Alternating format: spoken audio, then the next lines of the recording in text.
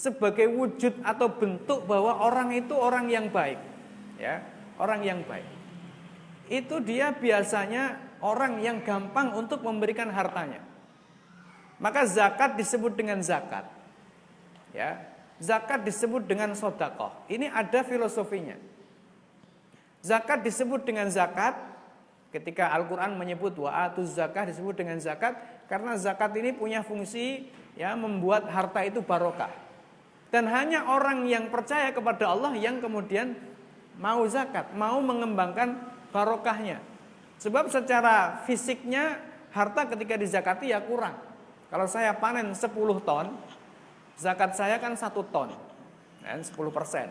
Zakat saya 1 ton. 1 ton itu besar, besar. Semakin besar semakin kelihatan besar. Mengeluarkan 1 ton ini kalau tidak lahir dari orang yang percaya tentang bertambahnya nilai harta di mata Allah Subhanahu wa taala, kan itu berkurang nilainya menurut hitungan kalkulator kan begitu ya. Menurut hitungan kalkulator kan berkurang, tapi tidak menurut Allah. Kenapa? Karena disebut dengan zakat. Zakat itu secara pengertiannya maknanya adalah an-nama, ya, maknanya berkembang. Berkembang menurut siapa? Menurut Allah. Bukan menurut kita. Menurut kita ya sudah jelas berkurang kan begitu kan. Tapi menurut Allah ini bertambah. Nah, orang kok berani berzakat? Ini berarti dia meyakini ada keberkahan, meyakini ada penambahan nilai di mata Allah Subhanahu wa taala, menunjukkan kalau dia itu beriman. Zakat disebut juga dengan istilahnya sedekah. Ayat-ayat Al-Qur'an mengatakan sedekah, innamas shadaqatu lil fuqara, maknanya zakat. Khudz min amwalihim shadaqatan tutahhiruhum, maknanya juga zakat. Kenapa disebut dengan sedekah? Dari kata sidq yang maknanya jujur, menunjukkan kejujuran keimanan orangnya.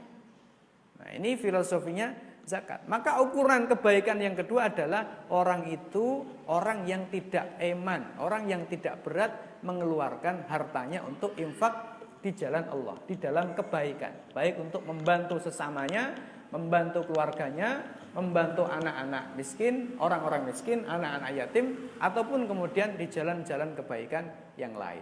Ini menjadi kriteria. Maka di dalam hadis yang lain dikatakan begini, la yajtami'u, ya, al-iman ma'al bukhli.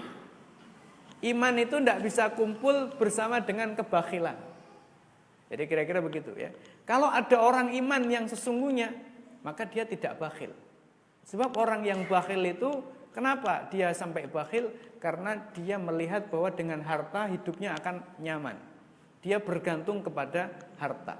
Sehingga melihat harta inilah satu-satunya yang akan memberikan atau mengantarkan kebaikan bagi dirinya.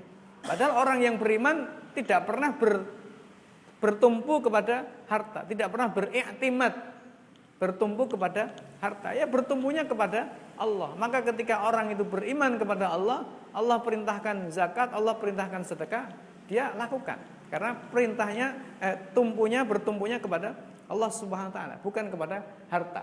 Nah, kalau kemudian ada orang yang mengaku beriman tapi tidak pernah mau zakat, tidak pernah mau infak, saking imannya terhadap hartanya, berarti dia tumpuannya kepada hartanya, iktimatnya kepada hartanya. Maka dikatakan la yajtami'ul iman ma'al bukhli. Iman itu tidak kumpul bersama dengan kebakhilan. Iman yang